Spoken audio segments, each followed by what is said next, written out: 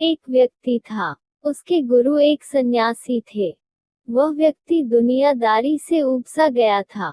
वह अपने गुरु की तरह ही दुनियादारी छोड़कर सन्यासी बना चाहता था। उसने अपने परिवार को यह बात बताई तो सभी ने मना कर दिया, यह कहते हुए कि हम सब आपसे बहुत प्यार करते हैं।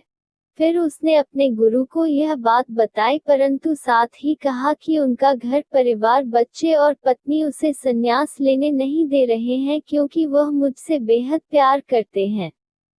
गुरु ने कहा, यह किसी सूरत में प्यार नहीं है। गुरु ने उसे बहुत समझाया पर वह व्यक्ति नहीं मान रहा था। फिर गुरु ने कहा, अच्छा ठीक है। गुरु जी उस व्यक्ति को मठ में ले गए। इसके बाद गुरु ने उसे योग विद्या सिखाई जिससे वह अपनी सांसें रोककर मुर्दे जैसी अवस्था में घंटों तक रह सकता था। यह सब सिखाने के बाद गुरु ने उसे एक योजना बताई और उसे घर भेज दिया। दूसरे दिन वह व्यक्ति अपने घर पर मुर्दा पाया गया। परिवार के सारे लोग इकट्ठे हो गए।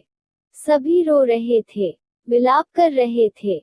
वही उसकी पत्नी सबसे ज्यादा दुखी हो रही थी। पूरे घर में कोहराम मच गया था। सभी की आंखें नम थी।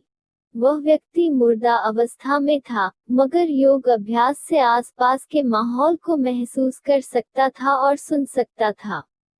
उसे बड़ा सुकून मिला कि उसका परिवार उसे कितना प्यार करते हैं। अंततः उसने संन्यास का इरादा त्यागने का फैसला कर लिया। कुछ ही देर बाद उस व्यक्ति के गुरु वहां पहुंचे। गुरु ने सभी को शांत किया और अपने शिष्य के पड़े शव को देखा। कुछ देर शव को देखने के बाद उसके परिवार वालों को कहा, इस शव में जान फूंका जा सकता है।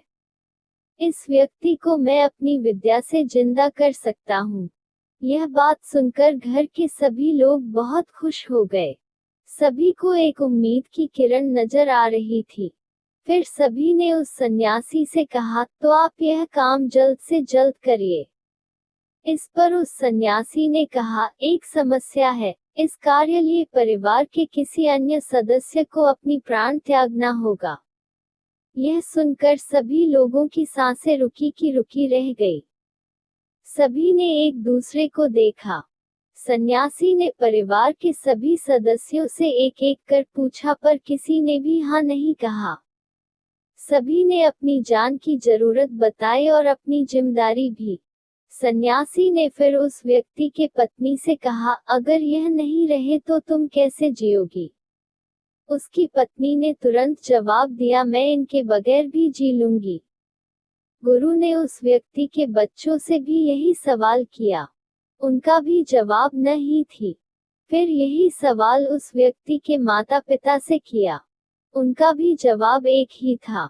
इसके बाद गुरु उस व्यक्ति के शव के पास आए और बोले, हे व्यक्ति, तुम उठ खड़े हो जाओ। वह व्यक्ति उठकर बैठ गया। फिर उसके गुरु वहां से जाने लगे। उसने अपने गुरु को रोका और गुरु से कहा, मैं भी आपके साथ चलता हूँ।